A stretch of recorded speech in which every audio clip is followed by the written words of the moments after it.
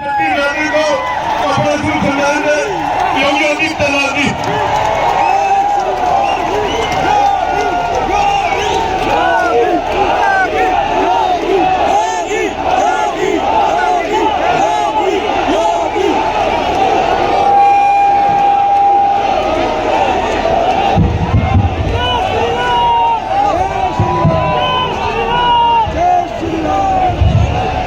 सारे बुजुर्गों ने, भाई बहनों ने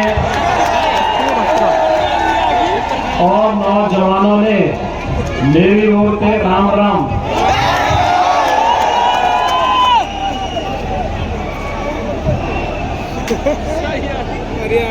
मंच पर उपस्थित भारतीय जनता पार्टी के लोकप्रिय प्रत्याशी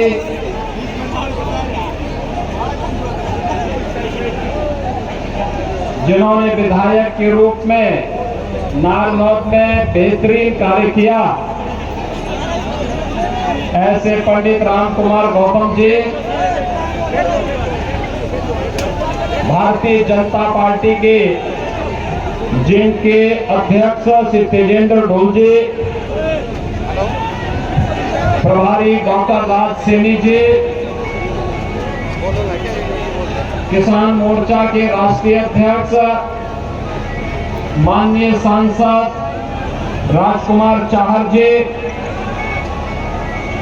प्रमोद कुमार अट्टा जी, सरदार जितेंद्र रोड जी, पोखरो जी, करमवीर सैनी जी, अमरपाल राणा जी,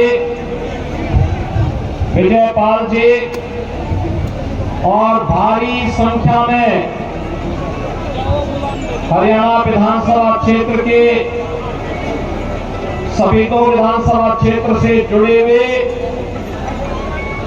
मेरे उपस्थित सभी बहनों और भाइयों, महाभारत कालीन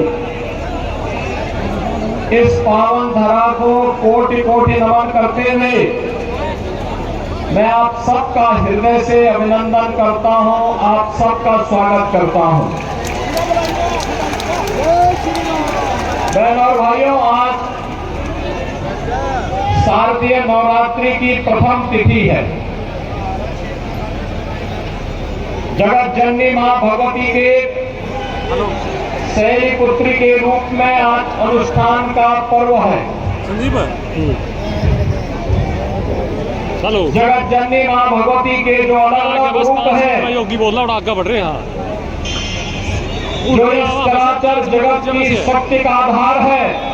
5 मिनट में आएंगे वैसे। यह हम सबको किसी भी प्रकार की अराजकता से निपटने के लिए एक शक्ति प्रदान करती है। राजनीति में या सार्वजनिक जीवन में घुसे हुए ड्रग माफिया हो, माइनिंग माफिया हो, कैटल माफिया हो,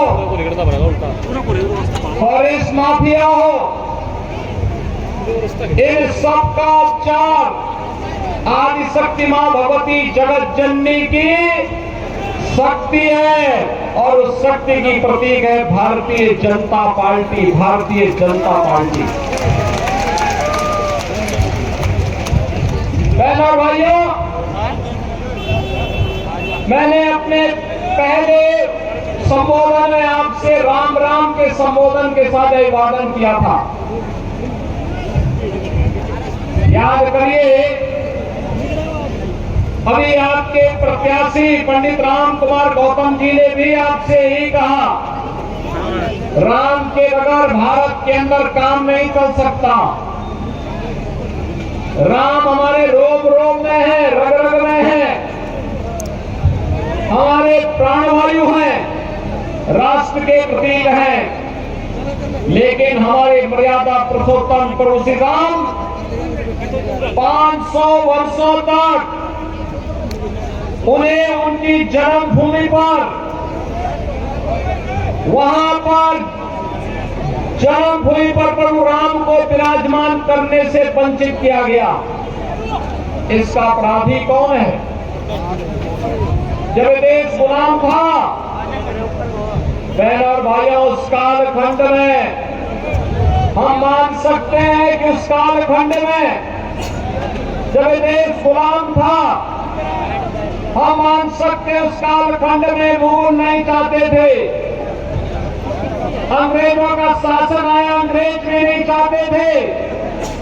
लेकिन 1947 में तो देश आजाद हो गया था, कांग्रेस के हाथों में सत्ता आ गई थी। देश में भी और उत्तर प्रदेश में भी सर्वाधिक समय तक कांग्रेस को शासन करने का अवसर प्राप्त हुआ था। लेकिन बहनों और भाइयों, राम मंदिर की समस्या का समाधान करने की बात तो दूर, राम मंदिर के निर्माण में बाधा पैदा करने का कार्य ही कांग्रेस ने किया था। और इसीलिए मैं बार बार कहता हूं, इस देश के अंदर लड़ाई सांप है। एक तरफ राम की संस्कृति को मानने वाले लोग हैं, दूसरी तरफ रोम की संस्कृति पर विश्वास करने वाले लोग हैं। हम राम भक्त राम की संस्कृति पर विश्वास करते हैं और कांग्रेस के लोग जिन्हें राम जन्मभूमि पर प्रभु राम लला के 500 वर्षों के बाद विराजमान होने का कार्यक्रम अच्छा नहीं लगता। वे अच्छा इसलिए नहीं लगता क्योंकि वे रोम की संस्कृति पर विश्वास करते हैं, राम की संस्कृति पर नहीं। और इसलिए बहनों और भाइयों, इसलिए उन्हें राम, भगवान राम और कृष्ण का कीर्तन उन्हें अच्छा नहीं लगता, उसको नाच गाना कहते हैं। जाकी रही भावना जैसी, प्रभु मूर्ति देखी दिल तैसी। इन्होंने भगवान राम के प्रति जिस प्रकार के शब्द कांग्रेस कह रही है, यह कांग्रेस के भ्रष्ट होने का सबसे बड़ा प्रमाण है। बहनों और भाइयों, अयोध्या में 5 सदी के बाद, 500 वर्षों के बाद अगर यह पवित्र तिथि आई, जब 22 जनवरी 24 को प्रधानमंत्री मोदी जी के कर कमलों से रामलला का विराजमान हुआ, तो इसमें भारत की न्यायपालिका की ताकत का एहसास तो देश और दुनिया ने देखा ही। लेकिन साथ साथ बहनों और भाइयों, साथ साथ डबल इंजन की सरकार बड़ी से बड़ी समस्या का समाधान कर सकती है, यह भी साबित होता है।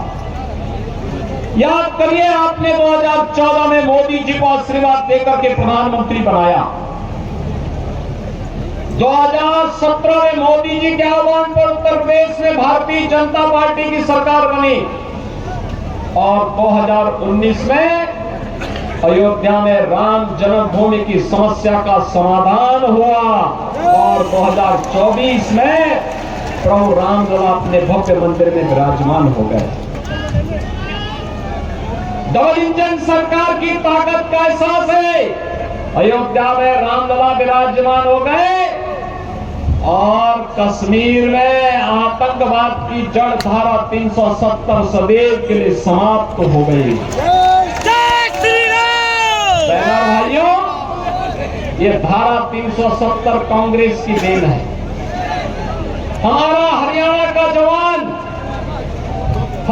का जवान देश की सीमाओं की रक्षा करने के लिए अपनी जवानी लगाता है, लेकिन सुरक्षा में सेंध लगाने का काम कांग्रेस करती है। जवान वहां लड़ता है देश के लिए, लेकिन समाज को जाति के नाम पर, क्षेत्र के नाम पर, भाषा के नाम पर, मत और संप्रदाय के नाम पर बांटने का पाप ये कांग्रेस करती है। बहनों और भाइयों, हमारा जवान देश की सीमाओं की रक्षा करता है और हरियाणा के अंदर हमारा किसान, अन्नदाता किसान के रूप में देश के पेट को भरने के लिए अन्न उत्पादन करता है, लेकिन किसानों का शोषण करने का कार्य ये कांग्रेस करती है। याद करिए 2014 के पहले किसान आत्महत्या करता था, नौजवान पलायन करता था, बेटी और बहनों की इज्जत सुरक्षित नहीं थी, व्यापारी का कोई सम्मान नहीं था, अराजकता चरम पर थी, रोज एक नया घोटाला आता था और उस घोटाले में नौजवान पिसता था, व्यापारी पिसता था, किसान का शोषण होता था। आज तो पिछले 10 वर्ष में आपने डबल इंजन की सरकार का एहसास हरियाणा में किया है। बहनों और भाइयों, हरियाणा का मतलब ही है अन्नदाता किसानों की वो में जो हरित क्रांति के लक्ष्य को पूरा करने में सफल हो। और हरियाणा का मतलब है हरियाणा, यानी यहीं पे परित्राणाय साधूनाम विनाशाय च दुष्कृताम, सज्जनों का संरक्षण करेंगे लेकिन दुष्टों को राम नाम सत्य है की यात्रा पे भी भेजेंगे। भगवान का आह्वान, नाम पड़ा है हरियाणा कि हरि बार बार आना और बार बार इस धरती पर आकर के सज्जन सत्य के संरक्षण की ताकत देना, और इसी ताकत का एहसास कराने के लिए आज मैं आपके पास आया हूं। बहनों भाइयों, लोकतंत्र के असली जनार्दन आप हैं।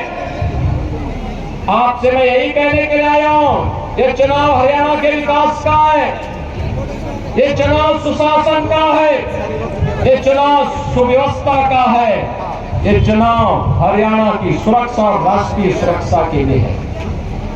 और इसलिए आपका आह्वान करने के लिए आए हैं, सुरक्षा के लिए, सम्मान के लिए, सुशासन के लिए, समृद्धि के लिए भाजपा उससे है।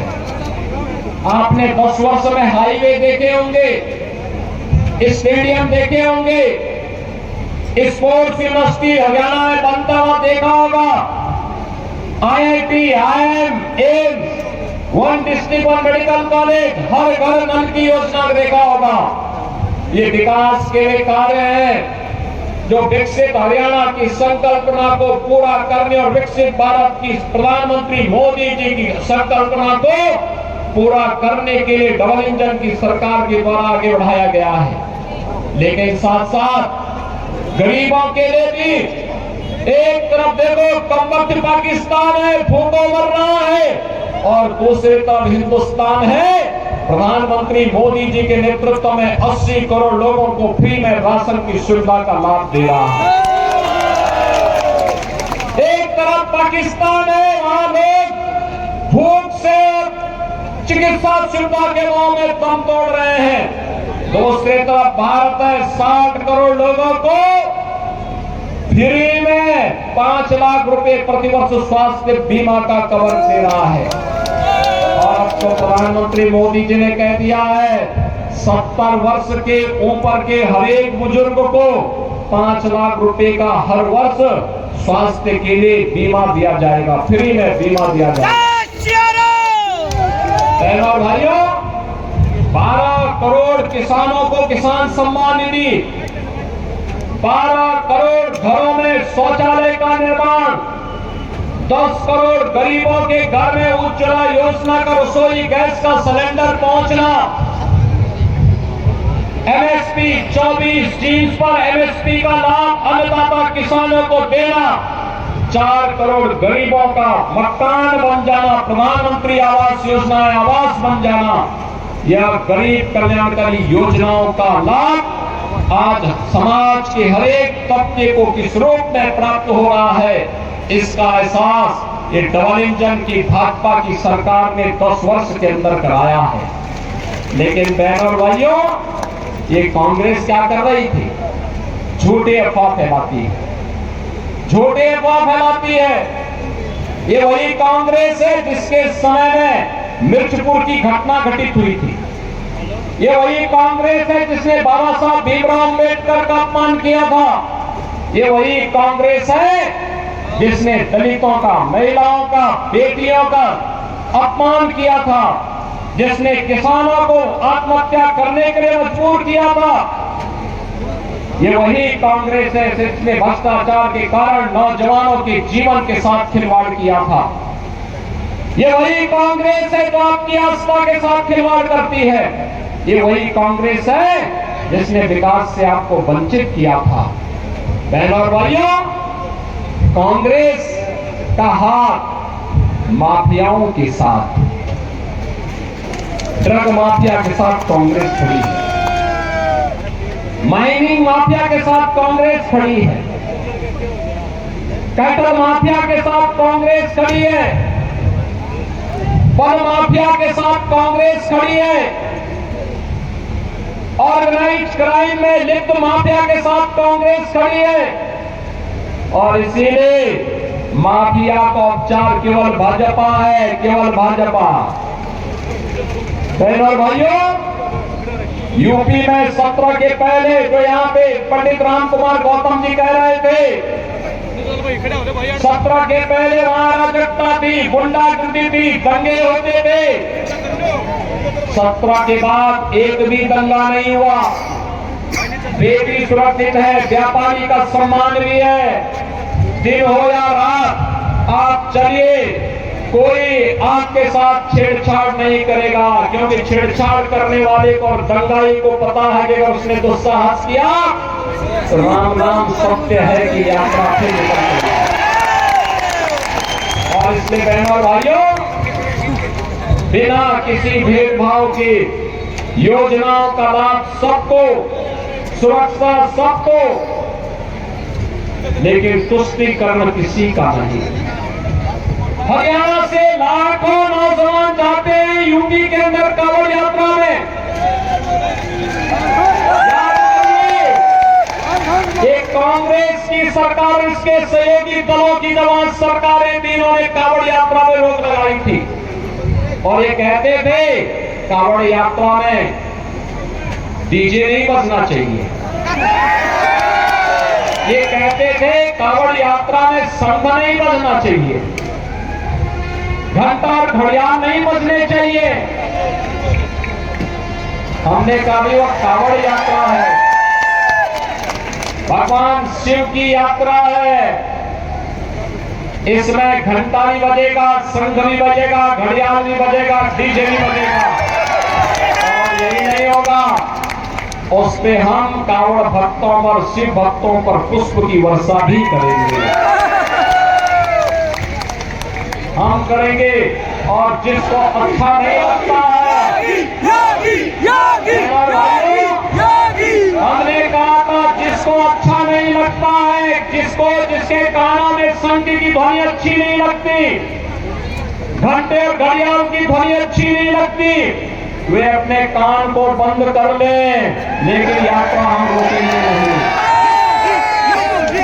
यात्रा रोकेंगे नहीं। अगर कहीं के माइक बंद होंगे तो स्थलों के होंगे जहां से चिल्लाहट होती है। आज आप के अंदर किसी भी धर्म स्थल पर माइक नहीं है, उतार दिए गए, सब उतार दिए गए, अब कोई चिल्ला नहीं सकता। और इसलिए बहनों और भाइयों, मैं आपका आह्वान करने के लिए आया हूं। ये सुरक्षा हो या सुशासन, विकास हो या विरासत, ये केवल भाजपा कर सकती है, भाजपा कर सकती है, मोदी जी के नेतृत्व में डबल इंजन की सरकार कर सकती है। और उस डबल इंजन की सरकार के लिए इस सफीरों से मैं आपके पास अपील करने के लिए आया हूं। पंडित राम कुमार गौतम जी को इस उम्र में एक बार फिर से मौका दीजिए, डबल इंजन सरकार बनाने के लिए उनको मौका दीजिए। पंडित राम कुमार गौतम को वोट देने का मतलब विकास भी होगा, विरासत की शानदार यात्रा के लिए वो आपके साथ खड़े होंगे, मजबूती के साथ खड़े होंगे। और इसी का एहसास कराने के लिए आज मैं आया हूं। मैं परसों नारनौद में था, पंडित जी ने कहा कि एक बार सफीदों में आपका कार्यक्रम हो जाता। मैंने कहा पंडित जी मैं पूरा प्रयास करूंगा सफीदों में आने का। वह इस उम्र में एक सच्चा ईमानदार, पूरी मजबूती के साथ, देश और धर्म के साथ पूरा जीवन लगाने वाला व्यक्ति। इस उम्र में भी ऐसा एहसास होता है कि वह आज कलयुग के नहीं बल्कि द्वापर युग के महामानव के रूप में आपके बीच में है। अपनी सज्जनता, अपनी ईमानदारी और अपने सरलता के लिए आपके बीच कार्य कर रहे हैं। और इसीलिए आपका आह्वान करूंगा कि पंडित राम कुमार गौतम जी को भारी बहुमत से विजयी बना करके सतीलों से भेजना भेजेंगे। आपका आशीर्वाद मिलेगा, मिलेगा। दोनों हाथ ला करके मुट्ठी बंद करके मेरे साथ बोलेंगे, जहां तक मेरी आवाज जा रही है। पंडित जी आप भी आ जाइए।